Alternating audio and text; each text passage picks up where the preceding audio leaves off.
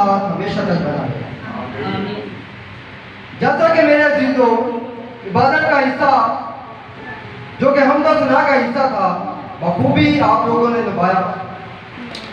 अब ये वो हिस्सा है कलाम मुकद्दस का जो खुदा बाप ने अपने सब नामों से ज्यादा जिसे इज्जत बख्शी। बताना यह चाहता हूं कि यही वो हिस्सा है जिसे सुनते वक्त आपको होशियार रहना पड़ता है। मुकद्दस पौलुस रसूल कहते हैं कि नबियों में से दो करके सामने है, बाकी उनको क्या करें जी? परखे।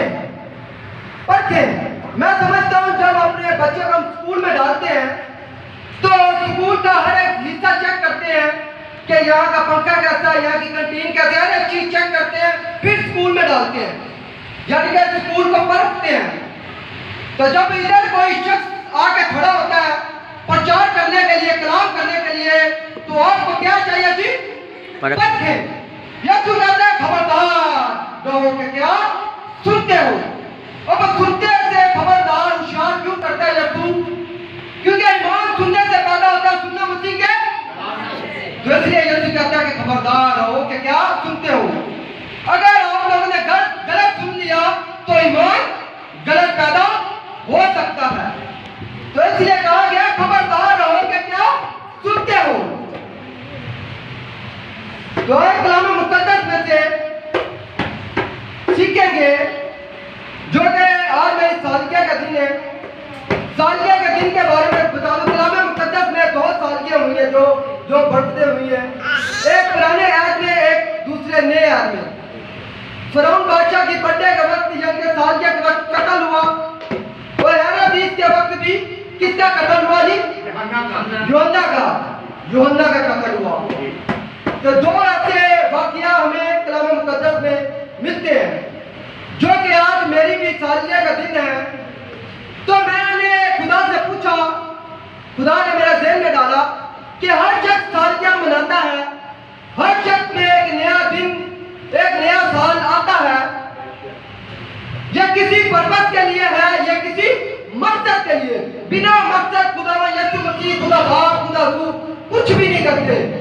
हर एक काम करने का पर्पस है, फायदा है, उसकी वजह है जो खुदा बाप, खुदा बेटा काम करते हैं। जो कलाम मुकद्दस में से जिनके पास कलाम मुकद्दस है वो मेरे साथ निकाले। मुकद्दस मत्ती की इंजील उसका 21 बाब उसकी 18 से 19 है। जी सर अरनत भाई।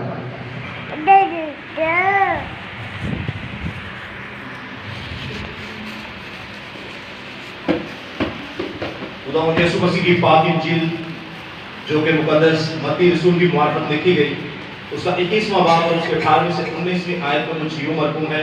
अजीजों गौर से सुनिएगा इस इत्तबाक को। और जब सुबह को फिर शहर को जा रहा था, उसे भूख लगी और राह के किनारे इंजीर का एक दरख्त देखकर उसके पास गया और पत्तों के सिवा उसमें कुछ ना पाकर उससे कहा कि आइंदा तुझ में कभी फल ना लगे, और इंजीर का दरख्त उसी दम सूख गया। कलाम खुदा का पढ़ा, सुना, समझा और कबूल किया जाना हम सबों के लिए से बरकत का सबब हो। खुदा का शुक्र हो, आमीन। जैसा कि भाई ने पढ़ा और हम सब ने सुना कि जाते जाते यीशु मसीह को भूख लगती है। यीशु मसीह अंजीर के दरख्त को देखते हैं और उसमें से कुछ खाने के वजह हाथ के यानी कि खाने के शौक से उसकी तरफ जाते हैं और उसमें फल नहीं पाते। और यीशु उस पर लानत करता है, अंजीर का दरख्त उसी दम क्या हो जाती जी? सूख जाता है। क्या कभी यीशु ने किसी इंसान पे लानत की? रुए जमीन पर। फिर एक दरख्त पर लानत करने से क्या मुराद है? क्या दरख्त पर लानत करने से क्या मुराद है? हम ये बात सीखेंगे कि यीशु मसीह ने दरख्त के ऊपर ही क्यों लानत की? फल नहीं आया जी, फल नहीं आया। अभी हम कलाम मुकद्दस का हिस्सा मुकद्दस लूका की इंजील उसका 13वां बाब उसकी 6 से 19वीं आयत पढ़ेंगे। जी अरनत भाई, 13वां बाब 6 से 9 आयत। फिर उसने ये तमसील कही कि किसी ने अपने पाकिस्तान में एक इंजीर का दरख्त लगाया था। यहाँ पर लिखा है यीशु मसीह एक तमसील कहता है कि किसी ने अपने पाकिस्तान में एक अंजीर का दरख्त लगाया। मैं बताऊंगा कि पाकिस्तान लगाने वाला कौन है और पाकिस्तान के अंदर दरख्त लगाने वाला कौन है। हर एक चीज का अपने अपने एक मतलब है। याद रखें मुकाशफा की किताब भी सिंबॉलिक जुबान में लिखी गई। जैसे इस क्रूस को आप देखते हैं तो आप इस क्रूस को देख के क्या समझते हैं? यीशु पे यीशु मुआ, ये क्रूस यीशु मसीह का एक निशान है जो यीशु मसीह क्रूस पे मुआ। ऐसे ही यहाँ पर हर एक बात का पाकिस्तान का एक अपना मतलब है, अंजीर के दरख्त का एक अपना मतलब है। सारे मतलब मैं आपको बताऊंगा कि क्या क्या बातें यीशु कहता है इस तमसील के जरिए। जी अनस भाई आगे बढ़े। और उसमें फल ढूंढने आया और ना पाया। उसमें फल ढूंढने आया और ना पाया। अब यहाँ पर जो बेस है, जो मुद्दा है, जो बुनियाद है वो फल है। सारा जो यहाँ पर इत्तबार का जो मसला है यहाँ पर फल है। और वहां पर भी यीशु जब अंजीर के दरख्त के पास गया तो क्या ढूंढने गया था? फल। तो यहाँ पर भी मुद्दा है फल। आगे बढ़े। इस पर उसने बागबान से कहा, देख 3 बरस से मैं इस इंजीर के दरख्त में फल ढूंढने आता हूँ और नहीं पाता। इसे काट डाल। पाकिस्तान का मालिक कहता है बागबान से कि मैं 3 बरस से इस दरख्त पे फल ढूंढने आता हूँ मगर क्या जी नहीं पाता। और आगे लिखा से काट डाल, ये यूं ही जमीन को रोके रहे। ये जमीन को भी क्यों रोके रहे? आगे उसने जवाब में उससे कहा, ऐ खुदावंद इस साल तो और भी उसे रहने दे ताकि मैं उसके गिर्द थाला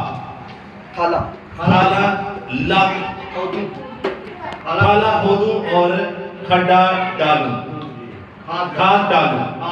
अगर आगे को फला तो खैर नहीं, आगे को फला तो खैर नहीं, तो इसके बाद काट डालो। आपने सारा सिनेरियो जी अनवर भाई आपने सारा सिनेरियो सुन लिया। यहाँ पर भी जो मुद्दा है फल का है। एक शख्स ने पाकिस्तान लगाया और बताना यह चाहता हूँ ये पाकिस्तान लगाने वाला खुदा है और पाकिस्तान क्या है जी? जमीन। पाकिस्तान जमीन है और जो अंजीर का दरख्त है ये कौन है जी? दरख्त। फल इंसान है, जब दरख्त इंसान है। यीशु मसीह ने इंसानों से दरख्तों से तशबीह दी। और आगे लिखा है उसने बागबान से कहा, ये बागबान है यीशु। मैं आपको बताऊंगा कि कैसे ये बागबान यीशु है। यानी कि पाकिस्तान का मालिक कहता है कि 3 बरस हो चुके कि मैंने देखा था कि इस दरख्त पे फल देखूं मगर फल ना पाया। और यही मेरा आज का मौजूद है कि बर्थडे का दिन, सालगिरह का दिन इंसान की जिंदगी में क्यों आता है? इसलिए आता है कि हर साल आपको एक नया साल, एक नया दिन बख्शा जाता है। क्यों बख्शा जाता है? एक शख्स ने जो बागबान है पाकिस्तान के मालिक से दरख्वास्त की है। क्या दरख्वास्त की है जी? ऐ मालिक, ऐ खुदा, इस रोज इस साल इसको रहने दे, इस रोज इस साल इसको रहने दे ताकि ये बढ़े। अगर मैं गुजरे साल जो मेरी जिंदगी में गुजर गया फल नहीं लाया, खुदा चाहता था कि विशाल को मैं काट डालूं क्योंकि 26 साल मेरी एज है। और अगर देखे तो 26 साल से खुदा फल ढूंढने आता था मुझ में और नहीं पाता। तो पाकिस्तान का मालिक कहता है इस अंजीर को दरख्त को काट डाल। अब गो के मैं नहीं काटा गया, मैं आपके सामने खड़ा हूं, जिंदा खड़ा हूं। तो मेरे लिए बागबान ने दरख्वास्त की कि मैं विशाल के लिए दुआ करता हूं। अगर यूहन्ना की इंजील उसका 17वां बाब उसकी 20वीं आयत देखे तो वहां पर लिखा है, बाप मैं अपने इन बेटों के लिए, तेरे बेटों के लिए, बारह के लिए दुआ करता हूं और जो इनके बाद तुझ पे ईमान रख के मसीहत में आने वाले हैं उनके लिए भी दुआ करता हूं।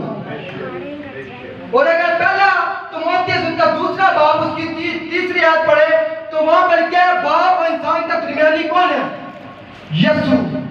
तो यहाँ पर भी बागबानी जो बाग खुदा बाप के आगे अपील कर रहा है कि इस रोज इसको रहने दे, इस रोज इसको रहने दे, इस साल इसको ना काट।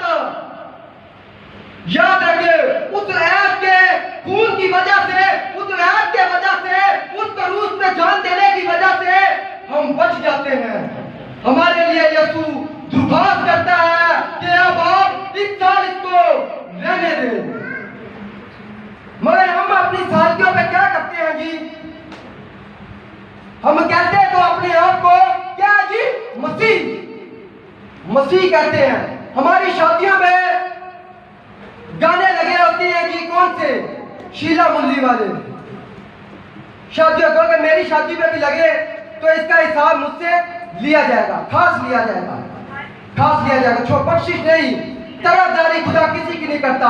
और हमारी सालगिरह का दिन पे जी क्या होता है? शराबें और गाने और जो दुनिया के उठपटांग बातें। तो हम कहते हैं जी क्या जी? हम मसीह हैं। जब मुकाशवा की किताब पढ़े उसका 3 बाब, वहां पर क्या लिखा है? मुकाशवा की किताब उसका 3 बाब, जी अंदर निकाले। मुकाशवा की किताब उसका 3 बाब उसकी 16 में है जी, पढ़ेगा 3:16। यहाँ पर क्या लिखा? हम कहते हैं कि मसीह है और दुनिया का भी काम साथ साथ, काम साथ साथ। और कहते हैं जी हम क्या हैं जी? मसीह। अभी पता चल जाए, आगे बोलो। पस चूंकि ना तू गर्म है और ना सरद बल्कि नीम गर्म है, इसलिए मैं तुझे अपने मुंह से निकाल फेंकने को हूं। यीशु कहता है, खुदा बाप कहता है, ना ही तू सर्द है ना ही तू गर्म, मैं तुझे अपने मुंह में से निकाल फेंकूंगा। अच्छा, जब हम थूक फेंकते हैं, जब हम इंसान होते हुए किसी को अपने मुंह में से निकालते हैं तो उसकी वजूहत क्या होती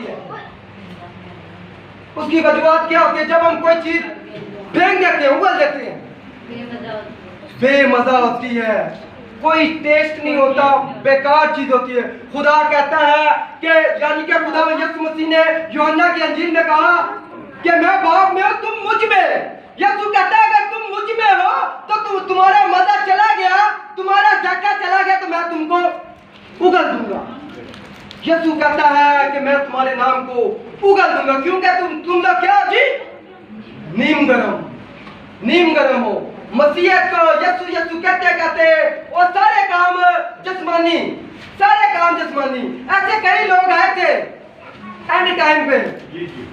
कहां पर लिखा है? मत्ती 7 बाब में लिखा है कि वो तेरे कहेंगे हमने तेरे नाम से ये किया, वो किया, ये किया, मुर्दे चलाए, अंडे दिखाए। यीशु कहता है मैं तो तुम्हें जानता ही नहीं। मैं तुम्हें जानता ही नहीं। ये क्या? ये गुनगुने लोग थे। गुनगुने कहते हैं ना सर्द ना गरम, आधे मसीह की तरफ, आधे इब्लीस की तरफ। मुकाशवा की किताब उसका 13वां अध्याय पढ़े, एक हवान आएगा जिसके 2 सींग होंगे, जो कि हवान तशबीह है एक शख्स की। वो भी बातें करेगा दोगली। आप कहेगा कि यीशु की तरफ भी चलो और दुनिया का भी काम साथ साथ। मगर यीशु कहता है कि अपनी खुदी से इनकार करो, मेरे पीछे हो ले। याद रखें कि यीशु ने दुर्भाष किए खुदा बाप के आगे कि इस साल इसको रहने दे। आपकी कई उम्रें हैं, 60 साल, 55 साल, 20 साल, 26 साल। आप गुजरे दिन में मरे नहीं, आप गुजरे साल में मरे नहीं। क्यों नहीं मरे? कि एक शख्स ने तुम सबके लिए दुर्भाष किया, वो है यीशु। कि इस साल इसको रहने दे। याद रखें, आपकी जिंदगी में जब भी सालगिरह का दिन आता है उसका एक पर्पस ये है कि यीशु चाहता है कि मुझे चाहिए जी क्या? फल। मुझे फल चाहिए, क्योंकि बेफल शख्स यीशु मसीह को पसंद नहीं। जब यीशु मसीह भी जी उठा तो क्या हुआ? यीशु मसीह के साथ फल गए थे नहीं? लिखा है कई मुकद्दसीन उसके साथ जी उठे, वो उसका फल था। और कई हम में से आज तक यीशु मसीह के फल हैं, उसकी मुनादी के फल आज हैं। मैं ये चाहता हूं आप यीशु को जानने वाले हैं, आप निजात याफ्ता है। मैं आपको बार बार यीशु के बारे में बताऊं कि निजात हासिल करो, निजात हासिल करो। यीशु ऊपर से कहेगा बेटा ये तो निजात याफ्ता है, मुझ पे ईमान ले आते। आगे की बात बता, आगे की बात बता। मत्ती मेरे को याद आ गया जो पहले लावी था, यानी के टैक्स लेता था, वसूल लेने वाला था मत्ती। जब उसने यीशु मसीह को जान लिया, उसने अपनी निजात को जान लिया, तो लिखा हुआ यीशु मसीह के पीछे हो लिया और उसने अपने घर पे ज़ियाफत रखी, यानी कि दावत रखी और अपने कई दोस्तों को बुलाया, इसीलिए बुलाया कि वो भी मेरी तरह यीशु मसीह का कलाम भी सुने और यीशु मसीह के पीछे हो ले। और हुआ यही, उसने अपने दोस्तों को जमा किया और जब यीशु मसीह से उसका तारुफ हुआ, उन दोस्तों का वो क्या लिखा है, उसके दोस्त भी यीशु मसीह के पीछे हो लिए। तो मेरे बताने का मकसद ये था, आप यीशु मसीह को जानने वाले हैं, आप निजात याफ्ता है, मगर मसला ये है यीशु को चाहिए जी फल। अदालत के रोज एक बात होगी, अदालत के रोज ये नहीं पूछा जाएगा कि बेटा तूने कितनी नौकरी की, तूने क्या किया है की बात पूछी जाएगी कि बेटा तूने मेरे कलाम का प्रचार किया या नहीं। क्योंकि यीशु मसीह जाते हुए चारों इंजीलों का मुताबिया करे, एंड का उपवास पढ़े, तो एक ही बात लिखी है, जाओ सब कौमों में जाओ और उन्हें बाप बेटा रूह के नाम से क्या दो जी, यानी कि फल जमा करो। यीशु मसीह को कोई दिलचस्पी नहीं, उसको एक ही चीज से मेरा फल मुझे चाहिए। तो याद रखे, आपकी जिंदगी में जब भी नया साल आता है और आप उस नए साल में फिर वही काम, आप नशा नहीं छोड़ते, आप गाली गलौज नहीं छोड़ते, या जो काम आप करते हैं, नया साल आपकी जिंदगी में आता है, तो याद रखे आपके लिए किसी ने दरख्वास्त दी है, आपके लिए किसी ने दरख्वास्त दी है। और ये दरख्वास्त आम दरख्वास्त नहीं कि सिर्फ पर्चे में लिख के देगी, ये वो दरख्वास्त है जब आदम को कहा गया कि आदम जब तूने ये फल खाया, जिस रोज तू इस फल को खाएगा क्या हो जाएगा जी, मर जाएगा। मगर मरा तो नहीं था, वो जिंदा था, 930 साल उसकी उम्र थी। उस वक्त मरा कौन था? यीशु। वहां पर लिखा के चमड़े के कुर्ते, और चमड़े के कुर्ते किसके बनाए जाते हैं? बड़े के। वो पुराने नामे का बड़ा निशान था। यूहन्ना जब यीशु मसीह को आते हुए देखता है तो क्या कहता है? देखो ये वो बड़ा है तो दुनिया के गुनाह उठा लिया जाता है। देखो ये वो बड़ा है तो दुनिया के गुनाह उठा लिया जाता है। उस वक्त बाप आदम की जगह यीशु मसीह कुर्बान हुआ था उसको नई जिंदगी देने के लिए। नहीं तो पौलुस भाई कहते हैं जब हम गुनाहगार ही थे, एक मौका पे यीशु मसीह हमारे खताओं और गुनाहों के सबब से मुआ। एक मौका जानते क्या होता है कि किसी ने यहाँ पर बंदूक रखी हो और ट्रिगर अभी दबने को ही था, तो एक शख्स आता है उसका हाथ पकड़ लेता है। इसको कहते हैं ऐन मौका। ऐन मौके पर किसी ने आपकी दुर्भाष की, ऐन मौके पर कोई आपके लिए मुआ, कोई आपके लिए मुआ। जब आप बीमार होते हैं तो यीशु यीशु करते हैं, मगर जब शिफा पा लेते हैं तो यीशु को भूल जाते हैं। याद करें कई मुद्दत से आपने बोला होगा यीशु मेरा ये काम कर, मैं तेरे पीछे चलूंगा, आप नहीं चले। आपने कहा होगा यीशु मेरा सिर दर्द ठीक कर, अब मैं तेरे पीछे चलूंगा, मगर नहीं चले। या कितनी बीमारियां ऐसी थी आपने शिफा पाली मगर आप भूल चुके। आपको नया दिन दिया गया, नया साल दिया गया, दुर्खास्त की गई, यीशु ने दुर्खास्त की। और ये ऐसी दुर्खास्त है यहाँ तक कि अपना लहू बहा दिया, क्रूस पर जान दे दी। पौलुस भाई कहते हैं कि अब गुनाहों की कुर्बानी के लिए अब कोई कुर्बानी बाकी न रही। तुमने हक को खो दिया और जो हक को रद्द करेगा, यीशु कहता है कि मैं उसे रद्द कर दूंगा। सैमुएल की किताब पढ़े तो खुदा कहता है जो मुझे इज्जत देता है मैं उसे इज्जत देता हूँ, जो मुझे बेइज्जत करेगा फिर मैं उसे सुखा डालूंगा। और इसका सूखना ये है मुकाशवा 21 अध्याय पढ़े यानी कि बाप पढ़े तो वहां पर लिखा कि वो दूसरी मौत है जो आग वाली है। दूसरी मौत, उसके सूख जाने का मकसद ये था, इस अंजीर के सूख जाने का मकसद ये था, ये हर साल ऐसे ही रहता था। यानी कि जब 26 साल का हुआ, खुदा यीशु ने खुदा बाप क्या अपील की, चल ये 26 साल का, चल 27 साल का होगा इसको बख्श दे। 27 साल का हुआ, यीशु खुदा बाप फल ढूंढने फिर न फल मिला, खुदा कहता है इसके काट दे, इसको काट दे, ये जमीन को रोके रहे हैं। यीशु कहता ना ना, मैं इसके लिए दुआत करता हूँ, मैं इसके लिए मुआ हूँ, मैंने इसके लिए जान दी, इसको और रहने दे।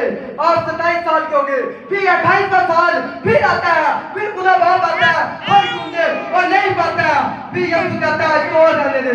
आखिरकार फिर यीशु भी कहता है कि इसको भी काट डाल। इसलिए वो पहली आयत मैंने आपको पढ़ाई, यानी कि पढ़ी हमने और हमने सुनी भी कि यीशु आखिरकार जब फल नहीं मिलता तो यीशु भी क्या देता है कि तू सूख जा। यीशु भी बिल लानत कर देता है। हालांकि यीशु की जात को मैंने इंजील मुकद्दस में गौर से पढ़ा है। यीशु की जात ऐसी जात है, मैंने कभी यीशु को किसी चीज के ऊपर लानत करते हुए नहीं देखा। ये लानत, ये उस शख्स की लानत है जिसके लिए लहू बहाया गया। पौलुस भाई कहते हैं तो तुमने उस ऐप के लहू को रद्द किया, पमाल किया, अपने पांव के तले रोड डाला, और जब रोड डाला, जब पमाल किया, तो यीशु मसीह का गुस्सा ये है कि तू तो गुनहगार था, मैं तेरे लिए मुआ, मैं तेरे लिए मुआ। हालांकि तुझ में ऐसी कोई बात नहीं कि मैं तेरे लिए मुआ, यानी कि तुझ में ऐसे कोई अच्छे काम नहीं पाए जाते कि मैं तेरे लिए मरूं। वो यीशु की जो मोहब्बत है, खुदा बाप की जो मोहब्बत है, वो हमारी पिताओं के सबब से कुचला गया। ईसाया 53 कहता है उसमें कोई गुनाह न था, उसमें कोई गुनाह न था, हमारे गुनाहों के सबब से वो कुचला गया, हमारे गुनाहों के सबब से उसके मुंह पर थूका गया, हमारे गुनाहों के सबब से उसके कोड़े लगाए गए, हमारे गुनाहों के सबब से उसे मारा गया, सताया गया। तो मेरे अजीज दोस्तों, मेरा आज का जो बताने का मकसद ये था, कई मुद्दत से आप नया दिन, आपके नया साल आपकी जिंदगी में आता है और आप उस नए साल को नहीं जानते। खुदा उस वक्त आपके बड़ा नजदीक होता है कि इसको मैं काट डालूं, इसको काट डालूं। जब अपने गुनाहों से हम भाग नहीं रहते, वही गुनाह करते रहते हैं, तो खुदा बाप का कहना ये है कि वो तुम्हें काट डाले। तो कई मुद्दत से आप बचे इसीलिए क्योंकि यीशु दरमियानी बीच में आ जाता है, और जिस दिन दरमियानी भी बीच में ना आया उस दिन आप सूख जाएंगे, यानी कि दोजख में, सीधा दोजख में डाल दिए जाएंगे। तो अपने गुनाहों से तौबा करें। जब आपकी जिंदगी में फिर का तो नया साल आता है, दूसरे साल आपने जो काम किए, बाप आदम से एक गलती हुई थी जब उसने गुनाह किया, वो बाग में अपने आप को छुपाता था। अगर सामने जाके डायरेक्ट बाप के सामने जाता और अपने गुनाह का इकरार करता ना, वो बच जाता। उन्होंने इल्जाम तलाशी करना शुरू की, इस पे इल्जाम, औरत ने साफ पर, मर्द ने औरत पर इल्जाम लगाया, अपने गुनाहों से तौबा ना की। तो अपने दूसरे साल जो किया उससे तौबा करें। आपकी जिंदगी में, आज मेरी जिंदगी में नया साल है, तो इसलिए है कि किसी ने मेरे हक में खुदा बाप के आगे अपील की कि इस साल विशाल को रहने दे, मैं इस पे मेहनत करूंगा और ये फल लाएगा, और अगले साल में फल नहीं लाता तो मैं काट डाला जाऊंगा। खुदा इस बात को आप सबको